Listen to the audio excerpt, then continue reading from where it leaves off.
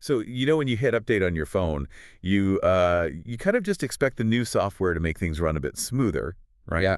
But it's fundamentally the exact same phone in your hand. Right. Yeah, the same scratch screen, the same battery that inexplicably dies by like 3 p.m. Exactly.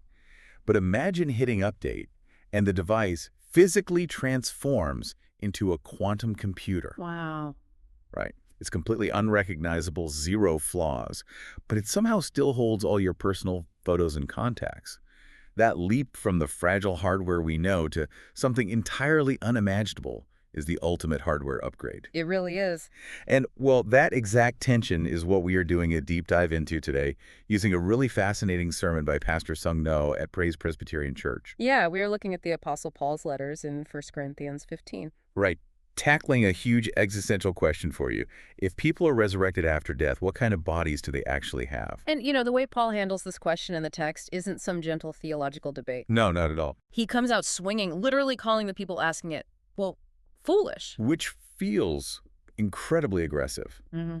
I mean, humanly speaking, it makes sense to ask how a body that decays is supposed to just spring back to life. Oh, totally. It sounds like a modern internet troll, right? Just asking questions to poke holes in an argument. Well, you have to look at who he was talking to. These Corinthians were steeped in Greek philosophy. Okay. To them, the physical body was essentially a lowly prison, and the soul was the only noble, pure element. Ah, I see. So the idea of returning to a physical body sounded like a massive downgrade. Ah, so they weren't just curious, they were scoffing.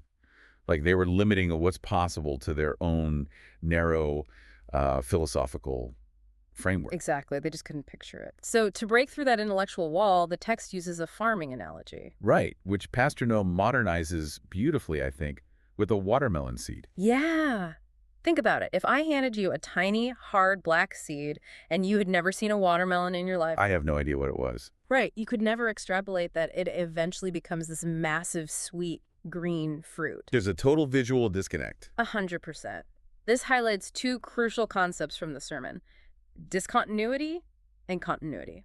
Okay, so discontinuity means the new body is unimaginably different and glorious. Like the fruit looks absolutely nothing like the seed. Exactly. But continuity means a watermelon seed still only grows into a watermelon, right? Yeah. Not a banana. You retain your core identity. I do struggle with that, though, How so? Well, if I'm getting this flawless, perfect new body, how is it still fundamentally me? Because, frankly, half of my personality is wrapped up in my earthly flaws and quirks. That's fair. There was that great anecdote in the sermon about a grandma who flat out refused to go to heaven if she had to spend eternity with her grumpy, exhausting husband. It's a completely valid fear, but the continuity ensures that while it is him, it's not the broken, grumpy version of him. Oh, okay. Yeah, it's the core essence without the decay. Okay, but how does that actually work mechanically? Like, if we aren't just floating ghosts, what is this new hardware running on? The text calls it a spiritual body. It is entirely physical. Really? Entirely physical? Yeah, Pastor notes the resurrected Jesus in these accounts is described as tangible, even eating fish, but it's no longer perishable. So it's not driven by, like, biological impulses. Right, no physical weakness. It is 100% ruled by the Holy Spirit. Which sounds great, but we certainly aren't operating like that right now. Huh? I mean, my spirit might want to be patient, but if I miss lunch, my body is going to be incredibly cranky. Oh, for sure. And that friction is what the sermon calls an unmatching time. Unmatching time. Yeah, our spirits might desire good, but we are weighed down by physical limitations and fatigue. There's a mismatch. Yeah, a huge one. But this is where the mechanism of the upgrade really comes into focus. You don't just passively wait for it. You build continuity assets. Continuity assets. So like spiritual investments. Precisely.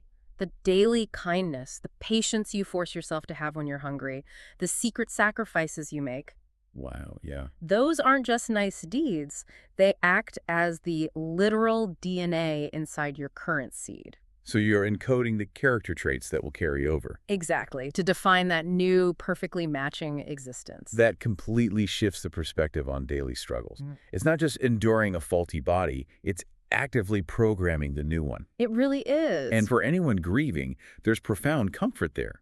The idea isn't that loved ones are gone or even that they become unrecognizable spirits. Right, they are restored. Restored, retaining everything that made them who they are, just free from the scars and illnesses of this world. The seed is just planted, waiting for an unimaginable harvest. Which leaves you with something pretty heavy to ponder. Yeah. If your current earthly habits are the DNA for your eternal character, what kind of crop are the tiny mundane choices you are making today going to yield tomorrow? Think about that next time you're waiting for your own physical hardware update.